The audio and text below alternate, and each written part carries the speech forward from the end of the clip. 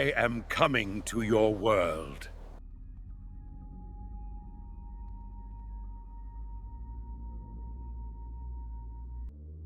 Jack's Tale, a land of giants. These towering beings live beyond the reach of mortals, surrounded by treasures and wonders. When the boy climbed, he was trespassing into a world not meant for human eyes. Again, echoes of myth appear. In Greece, mortals who defied the boundary between man and God were punished. Prometheus stole fire and suffered chains upon a rock. Bellerophon tried to fly to Olympus on the winged horse Pegasus, but he was struck down. Yet these stories endure because they touch something deep in humanity. The desire to rise beyond what is given, to reach the sky and steal what belongs to the divine. Jack's Beanstalk, then, is more than a plant. It is defiance made flesh. It is a ladder for humanity's ambition, daring to climb where mortals do not belong. The thought of giants above the clouds may sound absurd today, but listen to how many cultures remembered such beings. The Greeks told of the gigantes, born of the earth itself, who rose up against the gods in battles that shook the heavens. The Norse spoke of Jotnar, frost and fire giants, who live in realms beyond men and warred against Odin and Thor. The Bible mentions in the Nephilim, the offspring of heavenly beings and mortal women, mighty and terrifying, remembered as giants in the days of old. From Ireland, India, from Africa to the Americas, giants appear again and again, always larger than men, always stronger, sometimes noble, sometimes monstrous, but always other. When Jack climbs his beanstalk and discovers a land ruled by such a being, the story is not inventing a new idea. It is recalling something humanity has always whispered about, that above us or before us, there were giants. Still, one question remains. Why tell this story to children? Why pass down something so strange in the shape of a bedtime tale? The answer may be that myths survive in many forms. Some are written as scripture, others as epic poetry, and some, like Jack's Tale, are softened into fables. But beneath the surface, the core remains. A human climbs beyond his place, finds a world of giants, and steals from them. This is not simply entertainment. It is a memory dressed in gentler clothes. Imagine hearing this story not as a child, but as someone from long ago, sitting around a fire at night. You are told of a boy who climbed into the clouds and returned with treasures from the giants. You might wonder, was this not just a tale of greed, but a warning? Or perhaps a memory that such climbs once happened? Perhaps the stalk was not literal. Perhaps it was a mountain, a ziggurat, a temple. Ancient people built towers and pyramids, always rising toward the heavens. What if those structures were humanity's own beanstalks, attempt to bridge the gap to the world of giants and gods? The Tower of Babel in the Bible tells of men building such a tower to reach heaven, only to be struck down. Did Jack's stalk echo that same theme? Humanity reaching too high, only to find beings waiting who were not eager to share their world. In this way, the story of Jack becomes less about a boy's adventure and more about the eternal struggle between mortals and the beings above. Giants represent the unreachable, the greater, the beyond. Jack represents the daring of mankind, refusing to remain small, climbing anyway. That is why this story endures, because it speaks not only of giants and beanstalks, but of the human spirit, restless, ambitious, never content with the ground beneath its feet. As the boy's hand touched the stalk, as his foot found its first step upward, he was leaving behind not just poverty, but the ordinary world. He was rising toward legend. With each climb, the earth grew smaller. The clouds drew near. The air thinned, and yet he climbed, higher and higher, beyond the reach of birds, into a realm where sunlight turned to gold and winds carried voices not of men but of giants. The stalk creaked and swayed, a living bridge between what was mortal and what was eternal. At its summit lay the unknown, a place feared, worshipped, and dreamed of for thousands of years. Jack's story is a fairy tale, but within its roots grow the echoes of Yggdrasil, of sacred trees, of world bridges and stairways to heaven. Within its leaves shimmer memories of Nephilim, the Jotnar, the Gigantes. Within its reach lies humanity's desire to climb higher, even into danger, even into realm forbidden. Perhaps that is why the story still grips us today. It is not only the tale of a boy, It is a whisper of something humanity once believed, that the sky was not empty, but full of mysteries, treasures, and giants waiting to be found. The story of Jack has always seemed simple on the surface. A poor family, a cow traded away for a handful of beans, and from those beans a stalk that reached the sky. Yet when told around fires centuries ago, this was no simple children's tale. It carried meanings that stretched far deeper than they appear today. A boy, desperate and poor, traded his only source of survival for seeds that seemed worthless. His mother wept in despair, thinking the boy had doomed them both. But the truth lay hidden in those seeds. In many cultures, seeds were never just food. They were mysteries, locked away in tiny shells, able to bring forth entire forests, to transform empty land into life. To hold a seed was to hold hidden power. This is why Jack's story matters. The beanstalk is only part of the legend. The beans themselves are the true beginning. Across the world, seeds have been seen as sacred.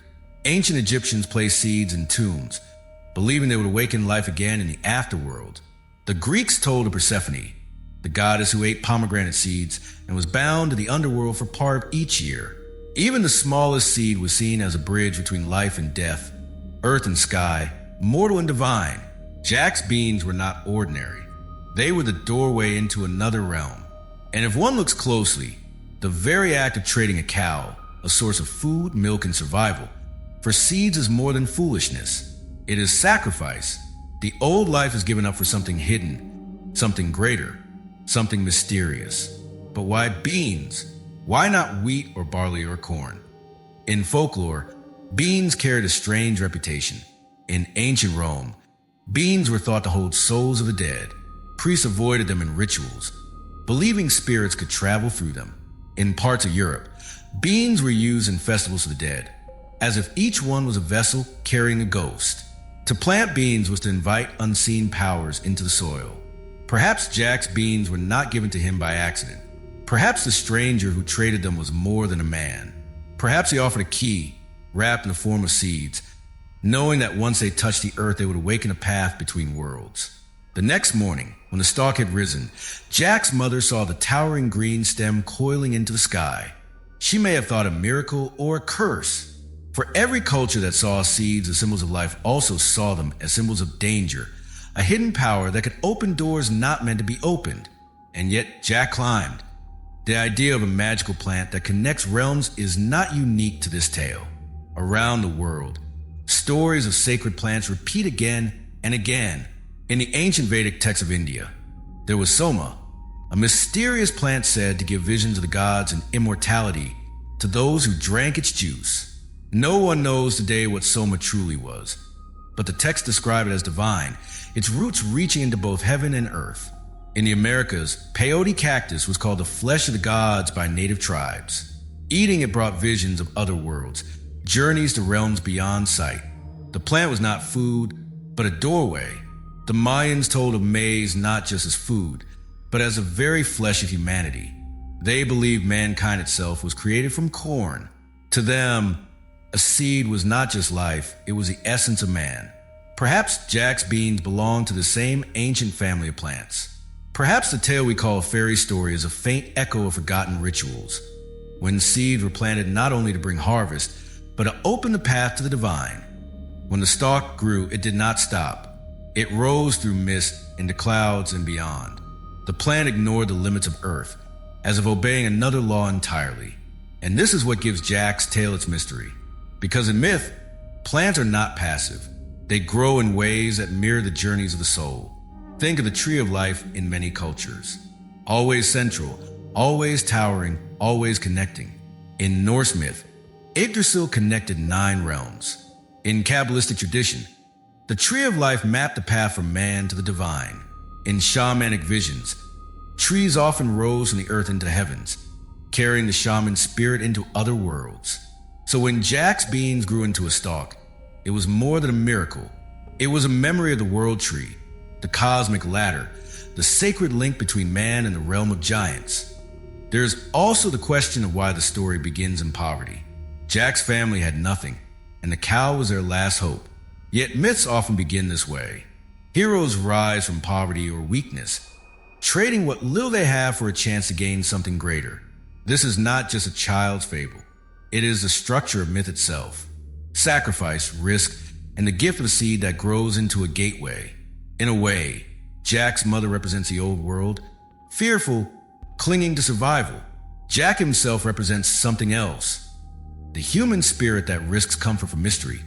The daring heart that trades certainty for the unknown. His foolish trade, condemned by his mother, becomes the beginning of legend. And perhaps this is why the story still holds power. It speaks to the idea that the smallest, most unlikely thing, a bean, can open a way to treasures, dangers, and worlds far beyond imagination. Seeds hide their strength in silence. A tiny shell, a speck of dust in a hand, can hold within it forest, shade, wood for homes, fruit for generations. But they also hold mystery. Who first saw a seed sprout and thought of gods? Who first watched green leaves burst from ground and believed that hidden spirits had answered their prayers? For countless cultures, planting was more than farming. It was ritual. It was magic. It was asking the unseen to give life. So in Jack's tale, the beans are more than objects of chance. They are sacred offerings. They transform hunger into abundance, despair into hope, earth into sky. And when the stalk rose, it did not simply promise food or riches. It promised something far more dangerous. It promised a journey to the world of giants. What if the beanstalk was not meant for Jack alone? What if, long ago, people believed in such stalks or trees rising to the heavens? Perhaps the story of Jack is a remnant of an older myth, when shamans or priests claimed to climb spiritual ladders into the world above. Perhaps the boy's story is a survival of rituals once practiced in forests or temples, where seeds were planted and visions sought. This would explain why beans, why a plant, why such a strange symbol for a journey. It is a memory wrapped in a tale. The boy climbs, the mother fears, the world changes. And in that moment, the seed becomes more than food. It becomes fate. The more one looks, the more the pattern repeats. The golden apples of Greek myth that grew in the Garden of the Hesperides, guarded by monsters. The lotus of Egyptian story that blossomed to bring forth the sun god. The peach tree of Chinese legend whose fruit gave immortality. Plants again and again appear not as background, but as the very path to the divine. Jack's beans belong to that same tradition. Not worthless at all, not random, but sacred, powerful, dangerous. So when Jack placed his hand on the stalk, he was not just beginning a climb. He was stepping into a memory older than he knew. He was walking into the midst of countless peoples who believed the earth had touched the heavens, who believed seeds could open doors to gods and giants. And perhaps that is why the tale continues to grip the imagination. For every listener knows the feeling of seeing something small, a seed, a choice, a risk, grow into something vast and life-changing. The beanstalk is not just Jack's, it is everyone's. The beans were never worthless. They were the spark of the legend, the key to the hidden world. And as the stalk grew taller, splitting the clouds and reaching where no man had gone before, Jack was not simply climbing for treasure. He was stepping into another world. The morning sun cast its first light on the stalk, and the earth seemed small in its shadow. It twisted upward with no end in sight. Thicker than the strongest oak, greener than the wildest forest, alive with force beyond nature. Jack, a boy with little to his name, stood at its base. His hands trembled as he reached for the first leaf. And in that moment, he chose to climb. Each pulled his hands, each step of his bare feet, carried him higher than any tree, higher than any hill. Birds scattered from the branches, startled by the sound of a child breaking into their skies. Below, his home shrank until it was only a speck upon the earth. The stalk rose above mist and cloud, stretching into a place where no farmer, no shepherd, no man had ever walked. It was no ordinary plant. It was a stairway, a bridge, a ladder woven by unseen hands. Stories of such paths between worlds are older than memory itself. Long before Jack's tale, people spoke of bridges to the sky. In the far north, the Norse spoke of Bifrost, the rainbow bridge that shimmered with fire and ice. It arched between the realm of men and Asgard, the the land of the gods. It was guarded by Heimdall, for not all were welcome to cross it. The Beanstalk, reaching boldly into the sky, carried the same image, a connection between mortal earth and immortal heaven. Among the Maya, the world tree rose from the center of existence. Its roots gripped the underworld, its trunk supported the earth, and its crown pierced the heavens. Priests claimed to climb it in spirit, moving between worlds guided by its branches. Was Jack's climb another shadow of this ancient memory? The belief that humans once had a path into realms beyond? The climb was not just upward, it was inward. Every step tested courage, every reach carried fear. Below, Jack's mother wept over lost fortune. Above, the unknown waited, yet still he climbed. Legends always speak of such journeys. Heroes leave behind the familiar and enter the realm of trial, where dangers grow and wonders wait. The stalk was not only wood and leaf, it was a test. To climb it was to rise beyond the limits of men, to risk everything for the chance to touch mystery. As Jack's hands grasped the stalk, the leaves brushed against him like whispers of forgotten voices. The wind grew cold as he passed through clouds, each one a curtain hiding him from the world below.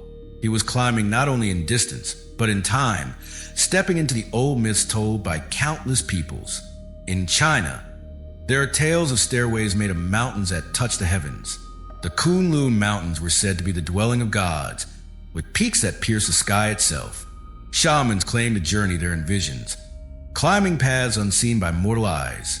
In Mesopotamia, the ziggurats, massive stair-shaped temples, were built as earthly attempts to reach the heavens. Priests climbed them to speak with gods. Each step upward was sacred, each level a threshold. The Beanstalk carried the same image, a temple grown from the soil, a stairway that no hand of man had built, yet one that dared to touch the sky. The stalk was alive. Its roots reached deep into the earth, yet its crown vanished into light. It bent with the wind, but never broke. It carried the boy higher and higher until he no longer felt the earth beneath him. The air thinned, his breath quickened, yet his heart drove him on. Something waited above, something greater than hunger, greater than poverty, greater than fear. To climb was to leave behind the mortal world and enter a place where giants ruled. And this is what makes the tale so powerful. It speaks of the eternal human longing to rise, to cross boundaries, to go where no one is allowed. Jack's stalk was not the first stairway between worlds, nor the last. The Bible tells of Jacob's ladder, seen in a dream, where angels ascended and descended between heaven and earth, a vision of a bridge to the divine. In Native American traditions, some spoke of a vine that once stretched into heavens, climbed by those who wished to visit the sky people. But when greed or foolishness angered the beings above, the vine was cut and mankind was left stranded on earth. The pattern is clear. Across the world, in tales told by people who never met, there are ladders, bridges, and stalks that connect the two realms. Could this mean they all remember the same ancient truth? Jack climbed, and with each moment, the world below disappeared. Imagine his eyes, straining against the brightness, the clouds breaking around him like walls of silver. Imagine his heartbeat as the stalk shook under his weight, carrying him higher than any bird had flown. He did not know if the stalk would end. He did not know if he would reach the top, but he climbed because something within mankind always climbs. It is the same force that raised pyramids, that carved steps into mountains, that built towers reaching for heaven. The Beanstalk was not only Jack's, it was a dream of humanity itself. But what did it mean to climb such a stairway? In many myths, those who dared were changed forever. They returned with gifts, with curses, or not at all. The path was never safe. The Norse warned that Bifrost would break one day, collapsing in fire during Ragnarok. The Mayan world tree could be shaken in times of destruction, causing the collapse of worlds.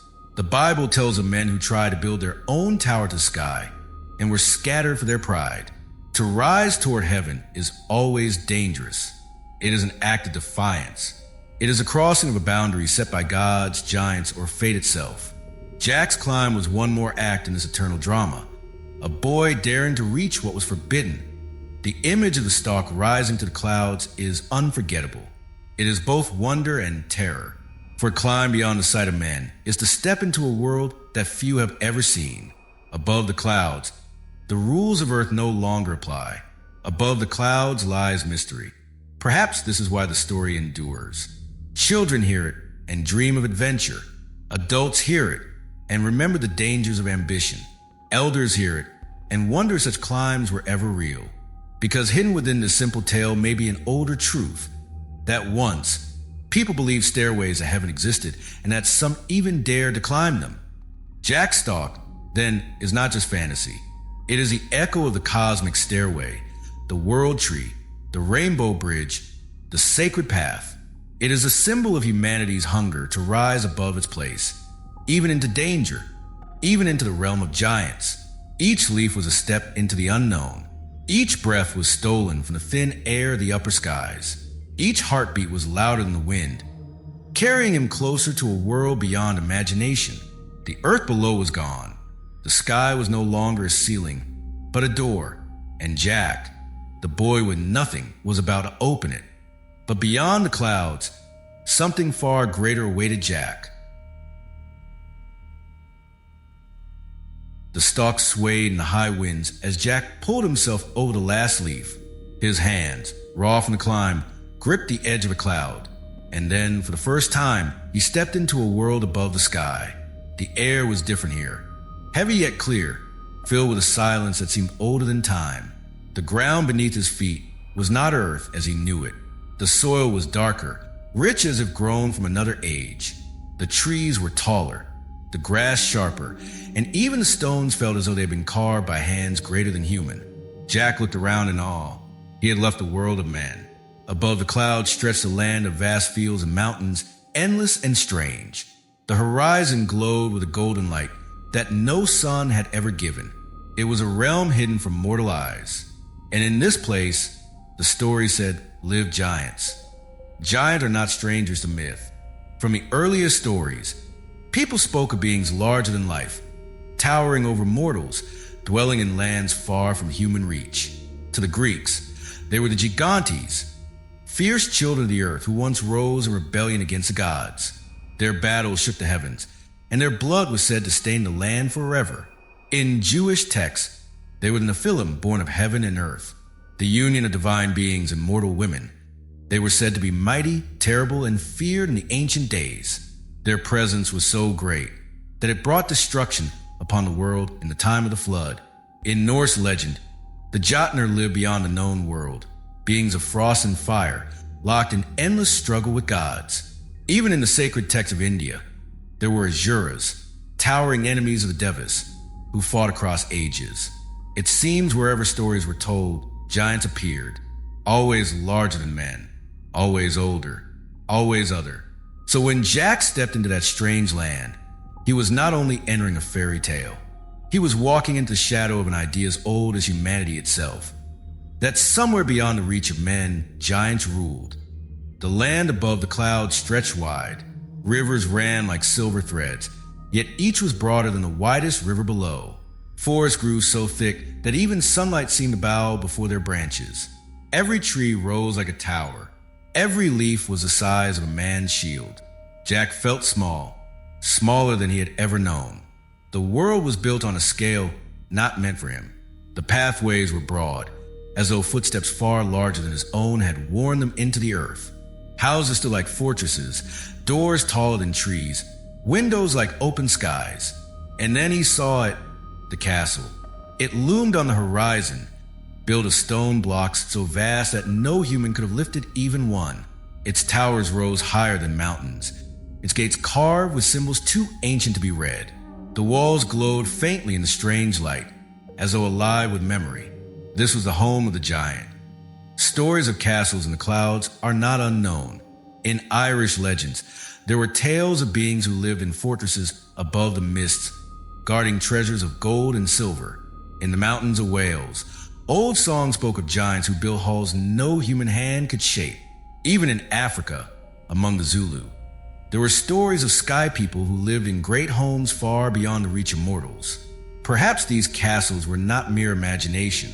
Perhaps they were memories, blurred and softened into song and story. Memories of structures so vast they seemed built by giants themselves. Jack approached the gates. They were higher than any tower of his world, bound with iron that glistened like fire. Beyond them stretched a hall so great it seemed endless. And then he heard it, the sound of footsteps. They came slow, steady, shaking the air with each fall. The earth trembled beneath them. Shadows stretched across the walls. And then the giant appeared. He was not a man, though he had the shape of one. His head rose high above the doorframe, his arms thick as tree trunks, his eyes burning like lanterns. His face was fierce, his jaw broad, his teeth sharp as blades. His voice, when it broke the silence, rolled like thunder. Kefefefum. I smell the blood of an Englishman. The words echoed through the hall. They were not just a rhyme for children. They were a warning, a predator's chant. The giant was no simple farmer disguised. He was a hunter. But who was this giant? Was he merely a villain in a tale, or something older, something drawn from the memories of lost ages? In every culture, giants carried more than brute strength. They carried symbols. They were guardians of knowledge, of treasure, of power. They were rulers of ages before man. To defeat them, or to steal from them, was to claim what once belonged only to gods. The Greeks told of Heracles, who fought giants as one of his labors. In Irish myth, Finn McCool built the giant's causeway, his feet shaping the land. In Norse tales, Thor's greatest battles were not against men, but against giants whose strength rivaled gods. Perhaps Jack's giant was one of these ancient beings, reduced over time into the villain of a story. Perhaps the rhyme was once more than a threat. Perhaps it was an incantation, a song of the hunt, a memory of the days when giants truly walked the earth. The hall of the giant stretched vast before Jack. Great tables, carved from trees whole, lined the floor. Cups of gold wider than buckets shimmered on the wood. Spears stood against the walls, taller than towers. Every object was massive, every detail grand, as though the world itself had been enlarged to fit its master. Jack moved carefully, a shadow among shadows. He could not help but feel he was trespassing in a place sacred and forbidden. The giant ruled here, and every corner whispered of his power. It was then Jack noticed something stranger still. The treasures, on pedestals, on shelves, hidden in corners, lay objects unlike any Jack had ever seen. A harp that moved without hands, its strings plucking music on their own. A hen that laid eggs of pure gold, shimmering with light. Jewels that glowed softly, casting shadows that danced on the walls. These were not mere riches. They were artifacts, relics, treasures that spoke of a past when giants ruled not only through strength, but through wonders. And Jack, the boy who had climbed from poverty into the sky, now stood before them. The image of a giant guarding treasures is old. In myth, dragons often filled this role, but before dragons came giants. The Hesperides, daughters of the evening, guarded golden apples in their garden. But some stories say they were helped by a giant serpent, as though size and strength were always needed to protect such gifts. In Welsh tradition, the giant Bended Gidfrin was said to possess a cauldron that could bring the dead back to life. In Norse tales, the giant Iskadi held treasures of ice and winter, power beyond any mortal. In Africa, some tribes told of giants who held the secrets of fire and metal, gifts stolen later by humans. What, then, was Jack's giant guarding? A harp that sang on its own, a hen of endless wealth, symbols not just of fortune, but creation, art, and abundance. These were gifts of gods, hidden away in the hall of a giant. Perhaps the story was not about theft, but about humanity stealing back what was once taken. The boy's heart pounded. The hall was vast. The giant's shadow moved. The treasures glimmered. He knew he was in a place where men did not belong. But he also knew that this land, this castle, this giant, they were more than fairy tale. They were echoes, echoes of myths told for thousands of years, echoes of giants who walked before memory, echoes of treasures lost and guarded by beings larger than life. The stalk had carried him beyond the world of men, and now he stood in the world of giants. For in the giant's hall, Jack found treasures that whispered of an ancient past. The castle above the clouds was not only vast in size, but alive with secrets. Its walls, carved from stones larger than cottages, carried whispers of ages long past. Echoes followed every step Jack made across its floor. Yet what caught his eyes most was not the size of the hall, nor the strength of the giant who ruled it, but the treasures within. Spread across the vast chamber were wonders that no poor boy had ever dreamed of. Gold enough to drown a kingdom, jewels that glowed softly, as if lit from within by hidden fire, cups of silver whiter than bowls, swords of steel too heavy for 100 men. But these were only the ornaments. The true marvels were few in number, yet beyond price. A harp that moved without a hand, its strings plucking music as sweet as dawn. A hen that laid eggs of gold, each one shining with the brilliance of the sun. These were no toys, no tricks of magic for children's stories. They were relics of power. In myths across the world, treasures such as these were not owned by mortals. They belonged to gods, titans, and giants. Objects that created, objects that destroyed, objects that carried the force of eternity itself. The harp that played alone was more than music. It was the voice of the unseen. In Celtic legend, the god Dagda possessed a harp that could control the seasons and command the hearts of men. Its music could bring laughter, sorrow, or sleep. In Greek myth, Orpheus charmed gods and beasts alike with his lyre, bending even the underworld to his song. Music was not mere sound, it was power. And here in the Hall of the Giant, Jack saw a harp that played by itself. No hand guided it. No mortal tuned its strings. The music was eternal, flowing like the wind, filling the chamber with a sound older than man. Perhaps it was once the harp of a god, stolen in some forgotten war and brought into the keeping of giants. Then there was a hen, a bird that laid golden eggs. Not once, not twice, but endlessly. In its body it carried wealth beyond imagining. Each egg a treasure that could ransom empires. But more than wealth, it was creation itself. Life that produced life. Gold that birthed gold. A mystery of endless abundance. Around the world, birds were sacred. In Egypt, the Bennu bird was linked to the sun and rebirth, the forerunner of the phoenix. In Norse tales, the rooster Gullinkambdi crowed in Valhalla, heralding doom and destiny. In Hindu stories, Garuda, king of birds, carried gods across the heavens. Birds were not common creatures in myth. They were messengers, creators, bearers of the divine. A hen that laid golden eggs was no mere fable. It was a symbol of immortality, of wealth without end, of divine favor captured in living flesh. To steal such a creature was not theft of fortune. It was theft of divine power itself. What, then, did these treasures mean? Were they merely placed in the tale to amuse children, or did they echo a memory of something older? Time and again, myths speak of mankind stealing from beings greater than themselves. Prometheus stole fire from the gods and gave it to man, an act that shaped civilization but caused him endless torment. In Norse legend, Loki stole treasures from the gods and giant alike, including golden objects that never failed in their wonder. In Polynesian tales, the hero Maui stole fire and secrets from the heavens, giving them to humanity. Always the story repeats. Man, weak and small, steals what belongs to the divine, and from that theft, humanity gains something greater. So when Jack took the harp in hand, was he only a boy stealing riches? Or was the story a shadow of this older myth, where mortals claim the gifts of giants? The treasures of the giant whisper of power lost to time. What if the harp was once an instrument used in forgotten temples, where music guided worship and called down spirits? What if the hen was once a memory of a sacred bird, its golden eggs not of metal, but of light fertility and life itself? Over centuries, the meaning may have shifted. What began as divine relics became children's wonders. But beneath the soft edges of the fairy tale lies the same ancient truth. These were not treasures of men. These were treasures of gods, guarded by giants. Jack's eyes widened as he watched the harp strum its strings. Each note was pure, each song a breath of magic.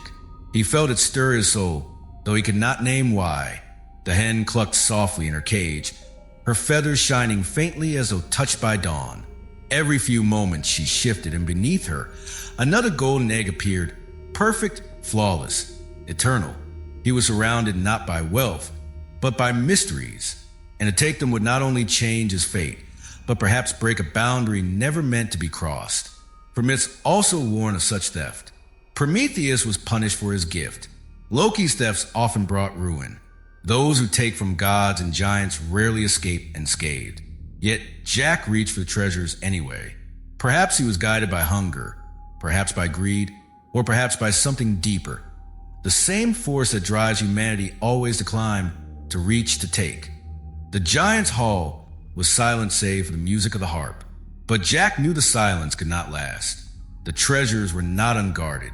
They belonged to the master of the castle, the colossal figure whose footsteps shook the world. For what were these objects, if not signs of his rule? The harp, the hen, the jewels, the endless gold. They marked him not as a brute, but as a ruler of an age when giants held powers men could only dream of. He was more than a guardian of treasure. He was a being bound to the ancient past, carrying relics of divine power. And when he returned, when his voice thundered once more through the halls, Jack would learn that the giant himself was not mere legend. He was fear given form. Yet the giant himself was no mere guardian of treasure. He was a being of fearsome power. The hall of the castle trembled as the giant's voice rolled like thunder through its walls. Fee-fi-a-fum, I smell the blood of an Englishman. The words were not playful. They were not rhyme or song. They were a warning, a hunter's chant, echoing through centuries of storytelling. Jack froze where he stood. His hands shook, his breath caught, and the treasure before him seemed suddenly heavy with danger. The giant's footsteps followed the voice, shaking the floor like distant earthquakes. Each step came closer. His eyes, like burning lamps, scanned the hall, seeking the intruder whose scent drifted in the air. For this was no careless ruler of a castle. This was a predator, sharper than hunger, stronger than stone, larger than life itself. And yet, across the world, giants were never only hunters. They were kings. They were builders. They were guardians of mysteries men could not touch. In folklore, giants often carried both fear and reverence. To the Greeks, they were the gigantes, children of Earth itself, who rose against the Olympian gods. Their rebellion ended in fire, yet their memory never faded. Mountains were said to be their bodies, valleys their graves. Their strength shaped the very earth. In Jewish tradition, the Nephilim were giants born of heaven and earth. Their presence filled the world with violence and power, so great that they became part of the reason for the flood. Yet they were not always seen as villains. Some stories paint them as mighty men of renown, remembered long after their fall. In the sagas of the Norse, the Jotnar were enemies of the gods, yet also their kin. Some were mothers and fathers to divine children. Some taught wisdom. Others built fortresses and shaped the land. They were not simply destroyers. They were part creation itself. And so one must ask, was Jack's giant truly only a hunter of men, or was he a protector of treasures humanity was never meant to hold? The shadow of the giant fell across the hall. The great doors shook as his body passed. His voice carried again, low and dangerous, a growl that filled the air. The scent of man in his castle. Jack knew he was prey. Yet in that moment, the story stretched beyond the boy. It became a reflection of mankind itself, small in the face of forces larger than comprehension. The giant shadow is more than the shadow of one being. It is a shadow of all that humanity fears yet dares to confront. Legends often show giants not only as hunters, but as builders of wonders. Across Britain, old stone stand that some say were shaped by giants. Stonehenge itself, in one tale, was brought from Ireland by a giant's hand. In Wales, ancient ruins were said to be the works of great beings who lived before men. Even in Greece, the massive walls of Tiryns and Mycenae were called Cyclopean, but they were too large for men to build. To call giants hunters alone is to forget half their nature. They were creators, rulers, and guardians. Their shadows stretched across time, not only as threats, but as makers of the world. Perhaps the giant in Jack's story, with his treasures of harp and hen, was not hoarding wealth, but preserving relics of forgotten age. Perhaps he was less a villain, more a warden of power. And Jack, the boy who entered uninvited, was a thief. The line "FIFA Fum" has lived in memory for centuries. Its exact words shift across time, but its rhythm never changes. Scholars have traced it back to old incantations, fragments of languages long lost. It carries a feel of ritual, as though it were once a spell spoken by giants to sense the presence of men, a chant of blood, bone, and earth. It may not have been a rhyme for children at all, but a memory of the way giants once hunted, and this is why the phrase chills the heart. It carries something older than storybooks. It feels like the voice of a predator from before time. Still, not all giants hunted men. In some myths, they protected sacred things. In Ireland, Baelor of the Evil Eye guarded secrets of power. In the Basque Country, the giants called Jendelac were said to have built dolmens and left behind knowledge. Even in India, the Asuras, giant-like beings, held treasures and wisdom before the gods themselves claimed them. The question lingers. Was Jack's giant a monster or a guardian? Did he smell the blood of man because he hated it? Or because he feared what man would do if given the power of his treasures? In the castle, Jack crouched behind the great pillars, heart pounding. The harp still hummed its soft song, its notes floating through the air. The hen shifted in her cage, feathers glowing faintly. Treasures of the old world, treasures of gods and giants. And then came the sound of the giant's breath. Slow, heavy, a storm in the dark. He walked past tables carved from trees, past goblets of gold, his hand resting on a spear taller than a tower. His eyes searched, burning with the knowledge that something did not belong. The hall seemed to shrink, though it was vast, from the presence of giant. Even space itself bent. Jack was smaller than ever. Yet this moment was more than the fear of one boy. It was a symbol of humanity's eternal position. Small, fragile, daring to stand in the shadow of something greater. Giants in myth often fall, but not because they are weak. They fall because humanity rises. Each story of man against giant reflects this truth. Humanity, though smaller, claims what was once out of reach. Prometheus stole fire. Hercules defeated beings stronger than himself. Thor, with all his might, battled endlessly against Jotnar, who dwarfed him. And here in this tale, a boy stood hidden in the hall of a giant, trembling yet unbroken. The shadow of the giant was vast, but within it burned the spark of defiance. Still, one cannot escape the thought that perhaps the giant was not meant to be slain or robbed. Perhaps his castle was a temple, his harp a relic of divine music, his hen a living symbol of endless creation, and his shadow not the shadow of evil, but of guardianship. But humans have always crossed a line. Curiosity, hunger, ambition. They drive mortals to step where gods and giants forbid. Jack was no different. He had climbed where no one else dared. He had entered a hall not meant for him, and he had seen treasures no mortal should hold. The giant's chant filled the air once more. Fee-fi-fa-fum. It was not merely sound. It was memory. It was the echo of a time when giants ruled, when men were small, when blood and earth were bound by chants older than language. Jack's story, though simple in words, carried this weight. It was not only about a boy stealing gold. It was about mankind walking into the shadow of giants and daring to take what was guarded. The harp sang, the hen clucked softly, the giant's breath thundered, and Jack, though terrified, stood still, for he had stepped into a tale as old as time. The struggle of man against beings greater, the shadow of giants over the earth. Still, Jack's daring did not end with discovery. It led to confrontation. The harp sang, the hen clucked softly, and in the silence that followed, Jack felt the shadow of the giant fall across him. Then came the roar. The giant's eyes blazed as he saw the boy clutching his treasures. His voice shook the hall. His fist slammed against the stone, and the walls quivered. Jack's legs moved before his mind could think. He ran. Behind him, the hall thundered with footsteps.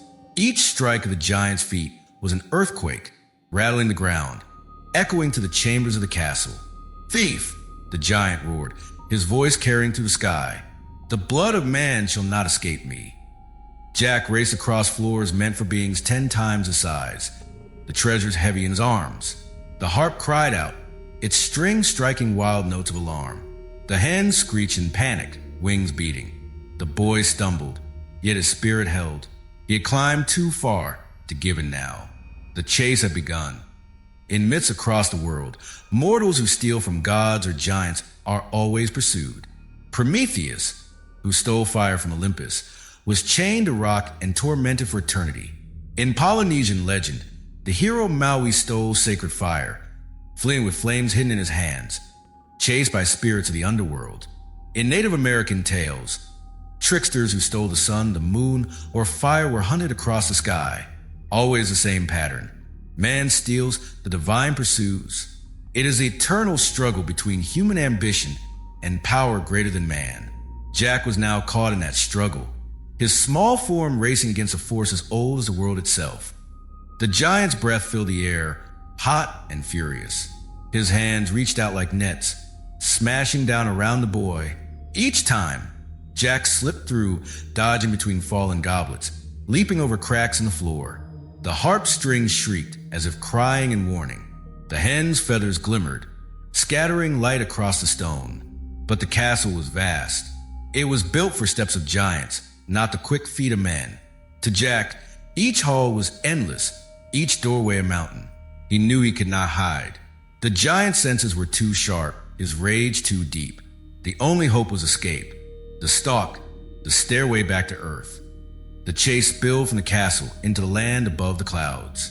Jack ran through fields where grass reached his chest, past stones carved with ancient signs, past rivers wider than valleys below. Behind him, the giant's voice boomed like rolling thunder. Run, thief, run while you can. But no man escapes a giant. The ground shook, the sky trembled, and Jack's heart pounded like a drum. He was no warrior, no hero born of legend. He was a boy from a poor family, carrying treasures that belonged to another world. Yet this is the heart of his tale. Humanity's hunger to rise beyond its place, even when the price is fear, even when the cost is pursuit by powers greater than itself. Across cultures, the chase is a sacred moment in myth. It is the test of courage, the moment when the mortal must prove if he is worthy to keep what he has taken. Sometimes the chase ends in death. Sometimes it ends in triumph, but it always reveals the cost of ambition. Think of Coyote, the trickster of Native American lore, who once stole fire. Spirits chased him across forests and rivers. His body burned, his fur scorched, yet he carried the fire to mankind. His pain became humanity's gift. Think of the Norse gods, who once tricked a giant into building their walls. When the giant discovered their betrayal, he raged against them, nearly destroying their realm. Only Thor's hammer ended the pursuit. The chase is never only about speed. It is about defiance. The mortal runs not only with stolen treasure, but with stolen destiny. Jack's legs carried him faster than he had ever run. The stalk loomed in the distance, twisting up from the earth like a green tower. Salvation and danger both. He sprinted toward it, his lungs burning, his arms heavy with the weight of harp and hen. The harp screamed, its strings pulling against him as though it wished to return to its master. The hen pecked and flapped, resisting its theft. Even the treasures themselves seemed alive, unwilling to leave their guardian. Behind him, the giant's strides grew closer. The ground quaked. Clouds tore apart under his steps.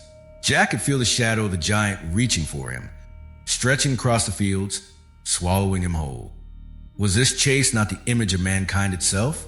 Always small, always fragile, yet always daring to grasp what was forbidden. Humanity builds towers to the sky, climbs mountains to touch heaven, invents fire, iron, and machines to rise above its nature. Each time, it risks angering the forces beyond. Each time, it runs on the shadow of giants. Jack's climb into the sky, his theft of treasures, his desperate flight. It was not only a story, it was a story of mankind, daring to rise higher than its place, pursued by powers that would rather keep such gifts hidden. The stalk drew nearer, its great trunk twisted upward into clouds. Jack flung himself toward it, gripping its leaves, pulling himself onto the vine. The harp wailed, the hen squawked, but still he climbed down. The giant reached the stalk and roared. His voice split the sky. His hand seized a vine, shaking it with force enough to break mountains. Jack clung tightly, his knuckles white, his body tossed like a leaf in a storm. Below him, the world stretched far away. Above him, the giant's face glared with fury. It was a moment carved into legend. A boy against a giant, a mortal against the power of the old world. The stalk swayed, the clouds ripped open, and the chase thundered downward toward the earth itself. Many stories end at the theft, but the chase tells a deeper truth. It reveals that humanity cannot simply take without consequence. Every gift from the gods, every secret stolen from giants carries a price. Sometimes that price is pain. Sometimes it is blood. Sometimes it is the end of an age. Prometheus suffered chains. Loki's tricks brought disaster. Coyote burned. Even Maui, who stole the secret of fire, later failed to gain immortality for mankind. Myths teach that the chase is unavoidable. The greater the gift, the greater the pursuit. And so Jack's flight from the giant was no accident. It was the heartbeat of the story, the moment when the cost of ambition revealed itself. The giant bellowed again, his voice rolling down the stalk. Thief of men, return what you have taken. But Jack's answer was not in words. It was in his climb. Faster, lower, closer to the earth. His body strained, his mind screamed, but his will burned. He would not surrender the treasures. He would not give back the gifts. Because in every myth, mankind does not return what it steals. It keeps it. It suffers for it, but it keeps it. And that is why the giant must chase. Down the stalk they went. A boy with nothing but courage. A giant with everything but mercy. Each step carried them closer to the mortal world, to the place where the chase would end. The harp still sang. The hen still fought. The giant still thundered. And Jack, small as he was, still climbed. Jack escaped, but only by cutting the very bridge between the worlds. The sky shook as the chase thundered downward. Jack's hands clung to the living stalk, his arms aching, his chest burning with breath. The harp screamed with wild music. The hen flapped and cried, and the boy's heart pounded like war drums. Above him, the giant roared, his voice breaking through clouds, shaking the very stalk that held them both. Each movement of the giant sent tremors through the vine.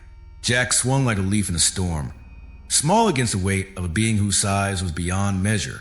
The earth grew closer, fields and villages rising from the haze. Jack saw his home below, tiny and fragile, unaware of the terror that climbed behind him. He knew then what had to be done. If the stalk stood, the giant would descend into the world of men. And if that happened, no village, no kingdom, no army could resist him. Jack's climb was no longer only for survival. It was for the end of an age. When his feet touched the earth, Jack stumbled toward his home. His mother's eyes widened in terror as she saw the stalk shake with the weight of the giant above. She screamed for her son, but Jack did not run. He seized the axe.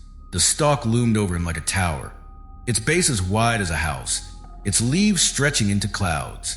Each swing of the axe struck with that was no ordinary wood. It was alive, humming with the power of sky and soil. Yet Jack swung again and again. His arms trembled, his hands bled, but still the blade struck. Above, the giant's voice thundered, filled with rage. Thief, you cannot escape me. But with every strike, the stalk groaned. With every swing, its strength weakened. The vine swayed, its roots pulling from the ground. And then, with a sound like mountains breaking, it began to fall. The giant's body crashed through the clouds as the stalk toppled. His roar echoed across the earth. His arms flailed. His shadow covered the land. And then he struck the ground with force beyond imagination. The earth shook. The trees bent. Dust rose in a storm. And the giant lay still.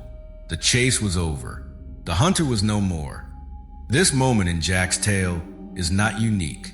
Across the world, myths speak of the fall of giants. It is the story of the end of ages, when beings too great for the world are cast down. In Greece, the Titans once ruled before the gods of Olympus. Their power was vast, their strength beyond measure. But Zeus rose against them, and with thunder and fire, he cast them into Tartarus. The age of Titans ended, and a new age of gods began. In the Bible, the Nephilim walked the earth in days before the flood. They were mighty, men of renown, children of heaven and earth, but their presence filled the world with corruption and violence. And so the floodwaters came, sweeping them away. Their age ended, and mankind began anew. In Norse legend, the Jotnar, the giants of frost and fire, clashed endlessly with gods. Yet their greatest fall would come at Ragnarok, when the world itself would break and their time would end. The pattern is the same. Giants rise, rule, and then fall. Their destruction marks the end of one era and the beginning of another. Jack's giant was no different. His fall was more than the end of a chase. It was the echo of an ancient memory, the memory of giants erased from the world. Why do such stories survive? Why do people everywhere remember the fall of giants? Perhaps because it marks the moment humanity claimed the world for itself. Before, the earth belonged to beings greater than men. They built wonders, guarded treasures, and held powers mortals could not touch. But once they fell, the world became ours. Stonehenge, the great walls of ancient cities, the dolmens scattered across Europe, all were once said to be works of giants. Yet those giants are gone. Only their stones remain. Their age has ended. Their shadows linger, and humanity walks where they once stood. The fall of Jack's giant is a mirror of this truth. The stalk that connected Earth to the realm above was cut, severing the link between men and giants. And with the crash of one being upon the earth, the age of giants was gone. But was it victory, or was it loss? For every myth of giants falling carries not only triumph but sorrow. The Titans gave way to gods, yet their fall left scars upon the earth. The Nephilim vanished in the flood, but their memory became legend, leaving mankind to wonder what had been lost. The Jotnar were destroyed, but their power lived on in whispers of chaos and fate. Perhaps Jack's tale is the same. Humanity survived, but at a cost. The treasures remained. The harp, the hen, symbols of creation and abundance. Yet the stalk was gone, the bridge between worlds severed forever. What Jack won in treasure, he lost in connection. The world of men was safe, but the link to the giants was destroyed. Imagine standing where Jack stood, the giant's body broken, the stalk fallen, the sky empty once more. Relief, yes. Safety, perhaps, but also silence. The door to another world closed. The harp's music still played, but faintly now as though mourning. The hen still laid golden eggs, but its cluck seemed softer, its light dimmer. They were treasures, but they were also reminders of what had been lost. This is a paradox of story. Jack's triumph is also mankind's separation. In cutting down the stalk, he saved his world, but he ended an age when men might still climb into the skies and find wonders there. The fall of the Beanstalk is more than the end of a chase. It is the end of a bridge, the collapse of connection between earth and heaven, across myths. Such moments mark a change that cannot be undone. In the Tower of Babel, men once built upward, seeking the heavens, but the tower was broken, the languages scattered, and the bridge lost. In many native traditions, a vine once connected earth and sky, but when mortals angered the sky people, it was cut and the link was severed. In each story, mankind loses its stairway, its connection to something greater. Jack's axe striking the stalk is the same story told again. A cut, a fall, and the worlds are forever divided. The giant's body became earth, his fall shaping the land. Some say mountains and hills were once the bones of giants. Valleys were their graves. Perhaps the crash of Jack's giant was remembered not only as story, but as history, woven into the very soil. Giants fall, but their memory remains. In stone circles, in ancient ruins, in the myths that refuse to fade. And so the story of Jack is not just about a boy who triumphed over a monster. It is about an age that ended. It is about the fall of giants and the silence that followed. But what if Jack's tale was not just a fable, but a survival of something older? Long after the beanstalk was cut and the giant's body lay silent on the earth, people continued to whisper. They spoke not only of Jack's daring or his treasures, but of the being that had fallen from clouds. The image of a colossal figure, too large for the world of men, lingered in memory. And this is where the story reaches beyond fairy tale, because across the earth, Again and again, humanity has told of giants, always in different forms, always in different voices, yet always the same idea, that once larger beings walked among us. Could Jack's giant be one more reflection of this memory? Could his tale be the last faint echo of a time when such creatures were not legend, but reality? Archaeologists digging to the past have uncovered bones so large they seemed impossible. In the hills of Greece, in the plains of Asia, in the valleys of Europe, farmers and travelers once stumbled upon enormous skeletons. Skulls the size of barrels, jaws that could swallow a man's head whole, thigh bones taller than a child. For centuries, such remains were believed to be the bones of giants. Of course, many of these discoveries turned out to be the bones of mammoths, mastodons, or other great beasts of the past. Yet to ancient eyes, how else could they be explained?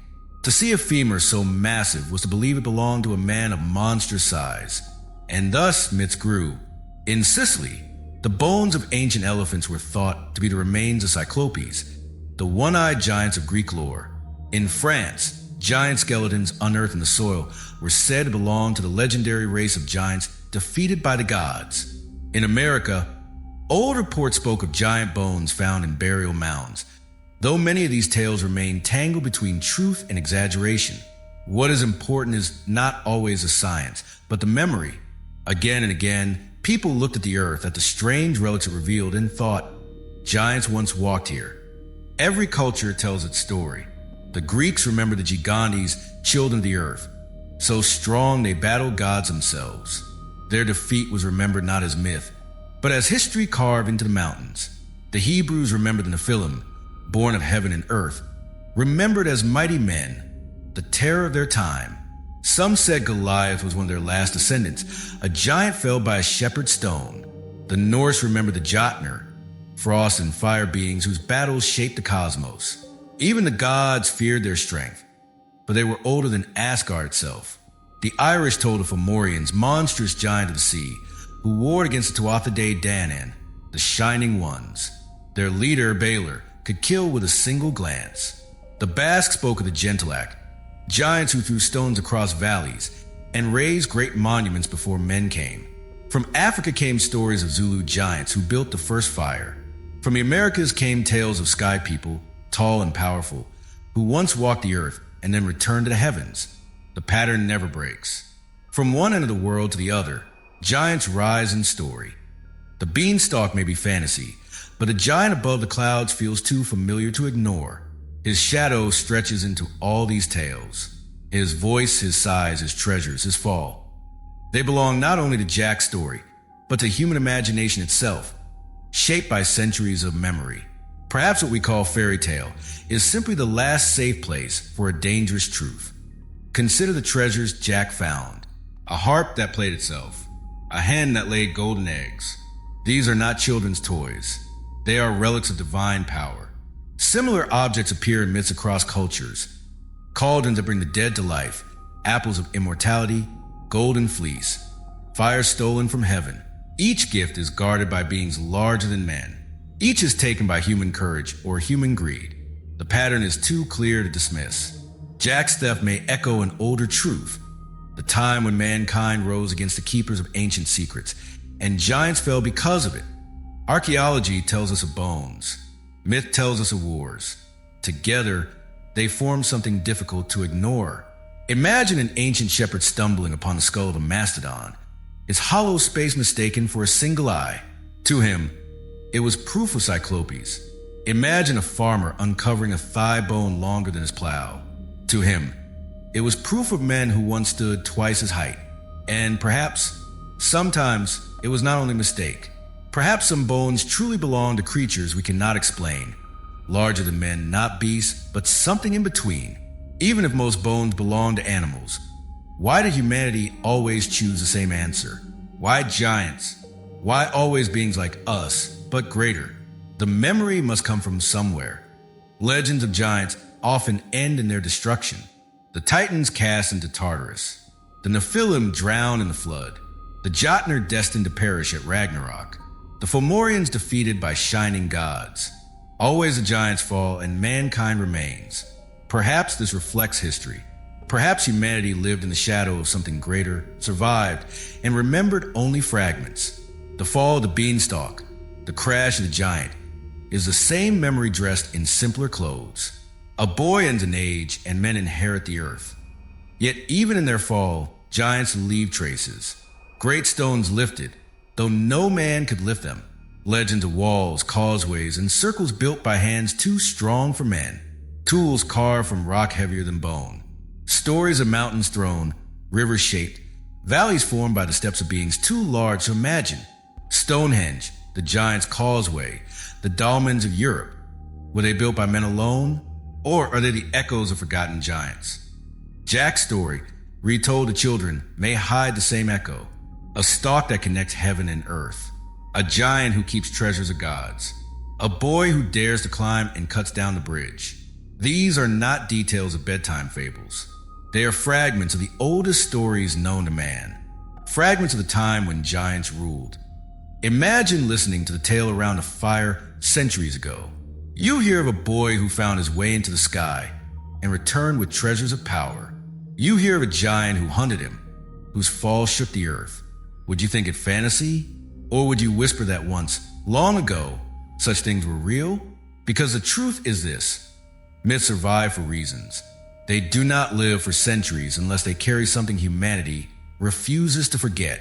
And the image of giants, again and again, is one of those things. Archaeologists may explain the bones. Scholars may call the tale symbolic. But the people who first told them believed otherwise. They believed giants were real. They believed they once walked the earth, built wonders, guarded treasures, and fell in wars that shook the skies. And perhaps they were right. Perhaps Jack's giant was not only a fairy tale villain. Perhaps he was a shadow of an older truth, a memory wrapped in simpler words. The beanstalk may be fantasy, but the giant above the clouds feels too familiar to ignore. Stories have lives of their own. Some fade quickly, forgotten with the passing of a single generation. Others endure, retold in different words, carried across centuries, reshaped by the tongues of countless storytellers.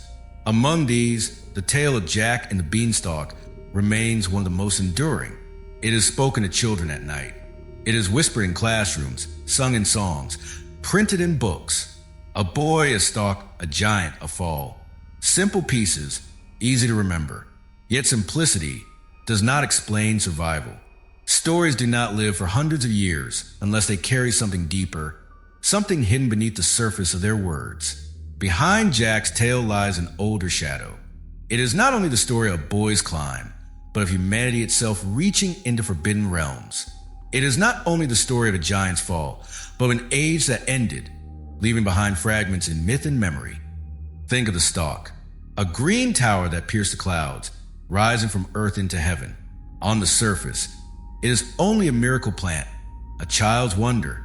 But when compared with myths across the world, it becomes something more.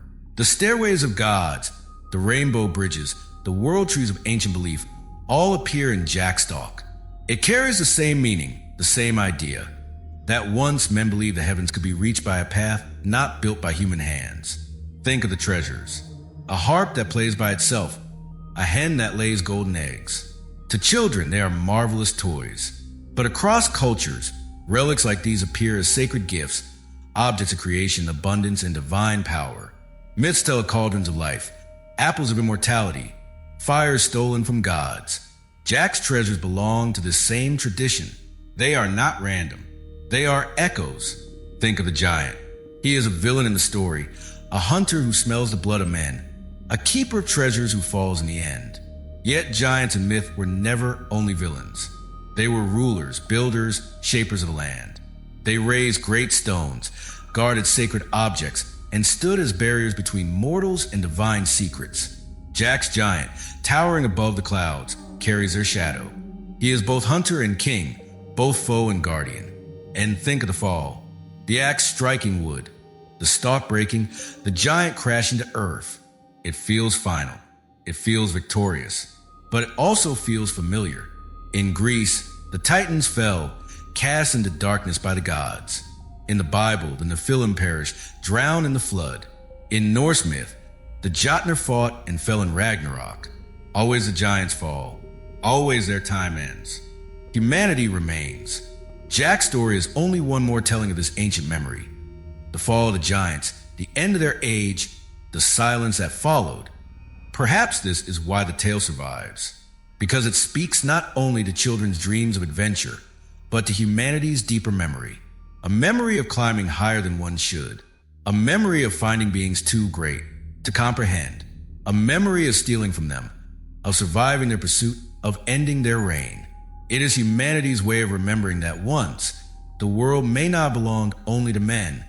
Archaeologists have uncovered bones that once seemed too large to belong to any known creature.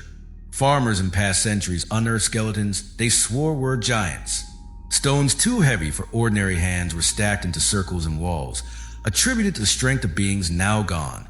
Every culture's myth, every land's legend tells of them. The Beanstalk may be fantasy, but the giant above the clouds feels too familiar to dismiss. He carries within the memory of all giants. He is one more face in a crowd of legends, one more shadow from an age forgotten, one more reminder that myths are never truly empty.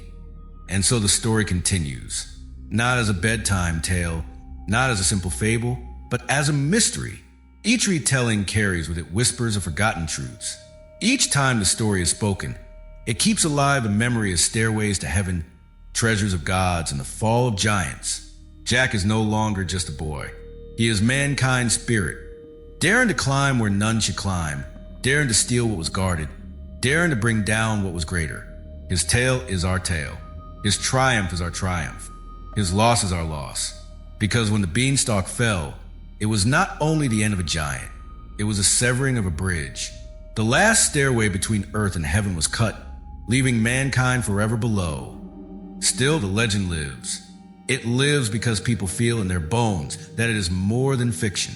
It carries the weight of something real, something older, something humanity refuses to forget. It is not only the story of a boy and his climb. It is the memory of a world where giants walked, where treasures of God were guarded, and where mortals dared to rise into clouds. And perhaps, deep within, people wonder if the stalk might grow again, if one day another bridge might rise, if mankind might once more see the land above the clouds. Until then, the story remains. Whispered, sung, written, retold. A child's tale on the surface, but beneath it, a shadow of lost giants. The legend lives on, not as a simple tale for children, but as a mystery that connects us to forgotten worlds. If you enjoyed uncovering the lost meaning behind Jack and the Beanstalk, join us again for more tales of giants, myths, and mysteries from around the world. Like this video, share it with those who love timeless legends, and subscribe to Lost Giants to keep the legend alive.